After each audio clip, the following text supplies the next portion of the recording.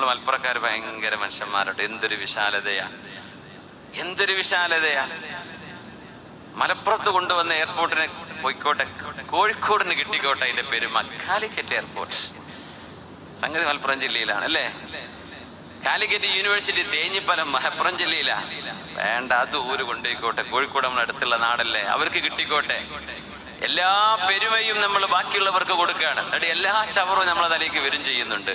നമ്മൾ ഭാഗ്യവാന്മാരാ, ഈ മാങ്ങളുടെത്തെ ഏറ് വരുള്ളൂ. അതുകൊണ്ട് മലപ്പുറം ജില്ല എന്ന് കേൾക്കുമ്പോൾ ചിലക്കൊരു അസുഖമാണ്.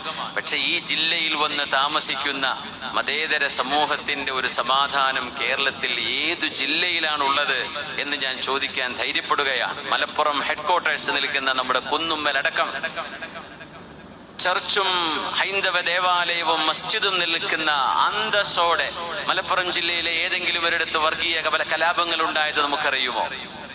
ആരൊക്കെയോ മെനഞ്ഞുണ്ടാക്കുന്ന കുൽസിത ശ്രമങ്ങളല്ലാതെ എത്ര സമാധാനത്തിലാണ് ഇവിടെ ആളുകൾ ജീവിക്കുന്നത്. തെക്കൻ ജില്ലകളിൽ നിന്ന് ഇവിടെ വന്ന് ജോലി ചെയ്യുന്ന ഉദ്യോഗസ്ഥന്മാർ അവരുടെ റിട്ടയർമെന്റ് കാലത്ത് പോലും ഞങ്ങൾ മലപ്പുറത്ത് സ്ഥിരതാമസമാക്കണം എന്ന് പറഞ്ഞ് താമസിക്കുന്ന എത്ര ആളുകൾ, ആയിരക്കണക്കിന് ഉദ്യോഗസ്ഥന്മാർ മലപ്പുറം ജില്ലയിൽ വീട് വെച്ച് താമസിക്കുന്നുണ്ട്. അവര് തിരുവിതാംകൂറുകാരായിരിക്കും, ട്രിവാൻഡ്രത്തുകാർ, കോട്ടയക്കാർ, കായംകുളത്തുകാർ.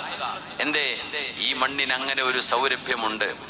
അത് നമ്മൾ കാലങ്ങളായി കാത്തു സൂക്ഷിക്കുന്ന മതേതര സ്നേഹത്തിന്റെ, കരുണയുടെ, ചേർത്തുപിടിക്കലിന്റെ നമ്മുടെ ഗുണമാണ്. അള്ളാഹു നിലർത്തി തരട്ടെ. ആമീൻ യാ റബ്ബൽ ആലമീൻ.